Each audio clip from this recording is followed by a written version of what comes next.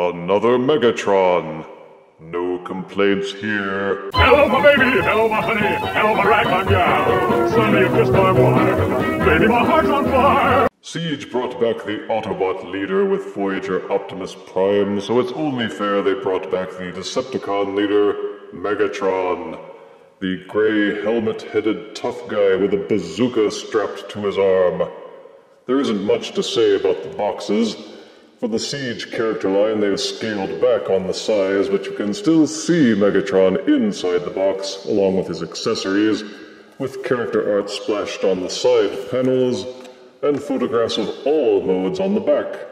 Feeling no need to waste time on bios anymore, they've instead shown diagrams of how to interact with the Battlemaster figures, which are sold separately. Now that we are all filled with the joy of our newfound awareness, let us open the box and review the figure. Out of box, Megatron comes with his instruction booklet, a cannon weapon accessory, and a sword weapon accessory. Only on the booklet are any kind of stats revealed for the weapons. His signature fusion cannon boasts 20 muscles, 15 targeting scopes, and 15 mouse pointers, while the telescopic laser strike launcher boasts 20 biceps, 20 targeting scopes, and 14 mouse pointers. And this is Megatron in his alt mode, a futuristic Cybertronian tank. Since toy companies are now too wimpy to make toys that actually look like guns, Hasbro cannot redo Megatron the way that he was in Generation 1. As a Walther P-38 pistol, they have tried various other alt modes in an attempt to be less offensive, and they seem to have settled on making him a tank. The Siege line has done thusly, and this mode is a sort of futuristic Cybertronian tank. The treads are separated into a kind of H-tank formation, and right off the bat you can tell that this figure wasn't as well contrived as Optimus Prime was. The robot parts aren't nearly as well hidden, and you can see the arms here, and it's pretty obvious that these are the robot feet. Turn him over, and you can even see his face sticking out. Peekaboo! Peekaboo! There's some willful suspension of disbelief to do here, but most collectors are used to this with tank formers, so if you can wince through these flaws, you may appreciate it being a pretty solid tank. In order to complete the tank, you have to take the fusion cannon, fold these armatures out, plug the fusion cannon in, and then reclose and tab these holes together. Still think it looks stubby? But wait, there's more. Take the laser strike launcher and separate the two halves of the blade, then rotate them backwards and retab them closed. Once it has been fully inverted, take the blade section and stab it underneath the tank. Plug this peg into the hole on the cannon, and the tank turret is complete. It rolls decently enough on smooth surfaces, but again, like most tank formers, the treads don't actually work. There are just little plastic wheels in the bottom of the treads, which will allow him to glide along as long as the surface is level. The turret will rotate a full 360 degrees, although it does rub up against some of the other robot parts. The arms which form the turret do have a tendency to roll out of alignment if they're pushed the wrong way.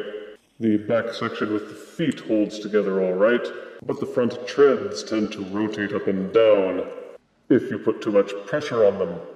All in all, the tank mode doesn't feel quite as solidly designed. But Megatron is Battlemaster compatible. Most of the peg holes available in robot mode are rotated and inaccessible in alt mode, but there is one port on each tank tread, one on the front of the tank barrel, two on the feet at the back, if you rotate them up. There are smaller pegs scattered here and there to plug in the fire burst accessories, so you can arm Megatron up pretty good as a tank, if you're okay with a lot of clutter. To transform Megatron from tank to robot, first remove the tank's barrel, flip the blades forward and change it back to its sword mode. Flip up the back of the tank to form the robot feet, rotate out the heel spurs. Flip the tank upside down, Untab this section from the pelvis of the robot by leaning it inward slightly until the tab pops loose. With the tab loose, you may rotate this panel upwards. The robot thigh is inverted on this hinge. Rotate the hinge out and up and flip out the leg. Angle the legs downwards. Reclose these sections to complete the legs. Then rotate the legs so that the shins are facing forwards. Angle the tank turret section backwards just a little bit so that you may rotate the waist 180 degrees so that the legs are facing forwards. Untab the tank tread from this section at the front. Flip and rotate it upwards. Pull this entire section so that it unlocks and tilts forward a little. Untab the arms. Rotate them out. Accordion up this back section so that the head pops loose until you can angle these treads forwards. Rotate the tank treads inwards and clamp them in to form the backpack. With the backpack out of the way, you may rotate the arms forwards and tab them into place. This tiny tab section here will slip underneath this groove section here and lock in.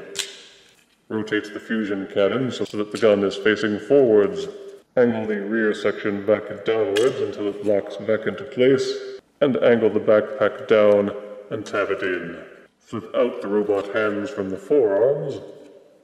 Flip these sections of the arms down, and the transformation is complete. And this is Megatron in his robot mode. The plastic is a bit dull in its grayness, but otherwise the detailing is as superior as we have come to expect from the Siege line. The pitty, scratchy appearance simulated by the paint comes through much better on Megatron than other figures, making him look artfully grungy. He looks very Generation 1, the chest plate in particular, with its ridgy indentations. He has his black boots, his red eyes and silver face, and his signature fusion cannon, all of it very neatly done. There are differences, of course, but mostly because he doesn't have the same part structure as a handgun for his transformation. There is some hollowness in the forearms due to the flip-out hands, which is a pity since they did so well in hiding that with Optimus Prime's figure. But he holds together much better as a robot than he did as a tank. Megatron's bot mode is also pocked with 5mm peg holes all over the place. Even more become exposed after the transformation, and you can strap him up with so darn many Micromasters, Prime Masters, Battle Masters, Prime Armor, and other weapons that you can literally arm him from head to foot. Plug the sword into the cannon to form the NFM Particle Beam Mega Launcher. Careful not to tip over. For articulation, Siege Megatron has a 360-degree rotating head. This panel at the front will allow the head to tilt backwards as well, but it looks kind of silly. Oh! The arms have a rotation and hinge joint that will allow for 360-degree rotation, as well as a good amount of splaying. Lower elbow rotation joint is included, and the elbows will bend approximately 90 degrees. The hands will flip in and out, but only as part of the transformation, and they have this little tab here that prevents them from going too far out. With this big backpack, it may seem as if he has no waist rotation, but just tilt the pack backwards a little bit, and the waist rotation works perfectly. A dual hinge and socket means that the legs can also rotate forwards and backwards freely and splay in and out. There is an upper thigh swivel, and the knees will bend approximately 90 degrees. I've been a little disappointed by the feet. The way they lock into place because of the transformation means that they won't tilt forwards or backwards properly, but they threw us kind of a bone and gave us a kind of tilting pivot, which will allow them to rotate inwards, but not outwards. So you can do a wide-angle stance, but crouching poses will elude you, and the foot just won't rotate forwards at all. So while you can get some decent poses out of your Siege Megatron, there are limitations which make posing not as satisfying as with Optimus Prime. For size comparison, here is War for Cybertron's Siege Megatron next to Revoltech Megatron. Here is Siege Megatron next to Combiner Wars Leader Class Megatron. See? Silver. You could have done it, Hasbro. Here is Siege Voyager Megatron next to Studio Series Voyager Brawl. And here is Voyager Siege Megatron next to a juicy, delicious apple. The Siege Voyagers have been a good start to this line. They may not be as tall as others, but they pack a lot into what they have. Positives for Megatron include high detail in his paint, sculpting, and attention to his Generation 1 cartoon appearance. He is super compatible with lots of options to plug in additional accessories. True, after you reach a certain point it becomes a bit silly, but at least you have the option. The transformation is clever without being too much of a chore. Negatives are that the tank mode is not as well contrived. It has some looser bits that don't hold into place. I would have preferred silver plastic instead of flat gray, and I wish they could have done a better job of hiding the robot parts for the alt mode. His bot mode articulation is really hampered by the lack of forward foot tilts, but if you're a fan of Megatron as a character, you will find this one worth a look. I give War for Cybertron Siege Voyager Megatron 7 out of 10 deaths. Sorry, but they can't all be as good as the Mega Action series. If you refuse me, honey, you lose me, then you'll be left alone, oh baby, trouble, and tell me I'm your own.